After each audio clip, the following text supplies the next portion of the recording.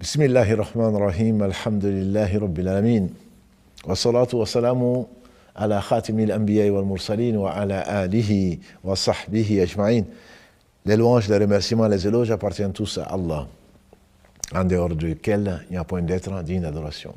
Il s'est interdit l'injustice, et il a interdit l'injustice entre nous. Ce beau hadith Qudsi, hadith saint, sacré, que Abu Dhar, l'ascète de cette communauté, a rapporté de son prophète auquel il croyait et de son ami Muhammad sallallahu alayhi wa sallam, hadith consigné par l'imam Muslim, donc c'est un hadith qui est authentique, dans lequel Allah s'est interdit l'injustice, trop élevé qu'il est, subhanahu wa ta'ala, pour prendre le droit de qui que ce soit. Mais il a également interdit l'injustice entre nous, et il nous a dit de ne pas nous faire injustice. Le prophète Muhammad sallallahu alayhi wa sallam, au cours de son dernier pèlerinage, son discours d'adieu, comme on l'appelle, il a dit, n'est-ce pas, que Allah a interdit de prendre les droits des uns et des autres. Ne revenez pas après moi dans l'injustice. Il a dit, n'est-ce pas, que vos sangs, vos biens et votre honneur sont sacrés, aussi sacrés que ce jour, qui était donc un des jours de Dhul Hijjah, qui était le jour de Arafat, le 9 Dhul Hijjah, du 12e mois lui-même sacré, sur une terre qui est elle-même sacrée. En effet, le fait de prendre le droit de qui que ce soit, touchant à ses biens, à son sang, à son honneur, sont ce que devient une injustice. Et la première des choses qui sera jugée entre les hommes sera le droit du sang, a dit le prophète sallallahu alayhi wa sallam. Celui qui a versé le sang de qui que ce soit, celui-là, sans raison qui lui a été donnée, celui-là certainement aura à rendre compte. Et la première son péché, c'est l'un des plus grands péchés, va remonter sans rien en diminuer jusqu'au premier fils d'Adam, donc Caïn, qui a tué son frère Abel. Allah a rendu sacré la vie. Allah a rendu sacré la vie, et certainement celui qui s'attaque à la vie, notamment d'un croyant, Allah subhanahu wa ta'ala a promis donc de le punir. Et il a dit que c'est la raison pour laquelle il a prescrit aux fils d'Israël que celui qui tue une âme sans raison, c'est comme s'il avait tué l'humanité entière. Et celui qui sauve une âme, c'est comme s'il avait sauvé l'humanité entière. Bien sûr, c'est Allah qui sauve. C'est Allah qui prend la vie, c'est Allah qui la donne. Mais celui qui a causé la mort de qui que ce soit, sans raison, celui-là, certainement, il aura à rendre compte. Et celui qui tue un croyant sans raison, il a la malédiction d'Allah, sa colère, l'enfer pour l'éternité qu'Allah nous en préserve. Et donc, voilà une menace très sévère pour tous ceux qui, pour leur lecture biaisée, suivant leur passion, tuent musulmans et non-musulmans au travers du monde et sèment le désordre sur la terre, en Orient comme en Occident, comme en Afrique ou ailleurs, comme on le vit aujourd'hui. La vie est sacrée, notamment la vie du croyant. Et le prophète sallallahu alayhi wa sallam, quand il disait, il était à côté de la Kaaba, il a dit, ô Kaaba, ô maison d'Allah, je sais que tu es sacré, mais la vie du croyant est encore plus sacrée auprès d'Allah. Les biens, Allah les a rendus sacrés. On n'a pas le droit de spolier, de tricher, de prendre les biens, de s'accaparer du bien de qui que ce soit de façon injuste. Et celui qui s'accapare du bien, notamment même d'un lopin de terre, au jour du jugement dernier, Allah a décrété que ce qu'il a volé lui viendra, ce qu'il a acquis de façon malhonnête, lui viendra accrocher autour du cou. Et donc Allah a rendu sacré les biens, et le vol sous une forme ou une autre est formellement interdit dans l'islam.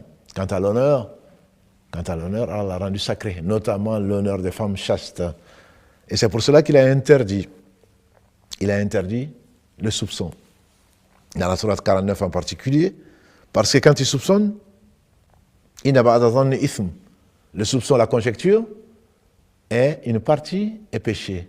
Et va t'amener à quoi? Voilà, et n'espionnez pas. Parce que quand tu soupçonnes, tu vas aller faire pire, tu vas aller espionner.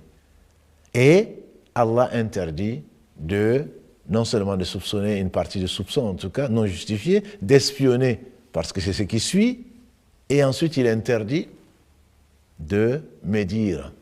Quand tu as soupçonné, quand tu as espionné, ce que tu as vu, à ce moment-là, tu vas aller le raconter. Et qu'est-ce que c'est que la médisance? Qu'est-ce que c'est que la médisance? Le prophète, que Dieu le bénisse, il a dit, est-ce que vous connaissez la médisance? Ils disent oui, mais le prophète, que Dieu le bénisse, il a défini, c'est le fait de parler de ton frère en son absence, ce qu'il n'aimerait pas entendre.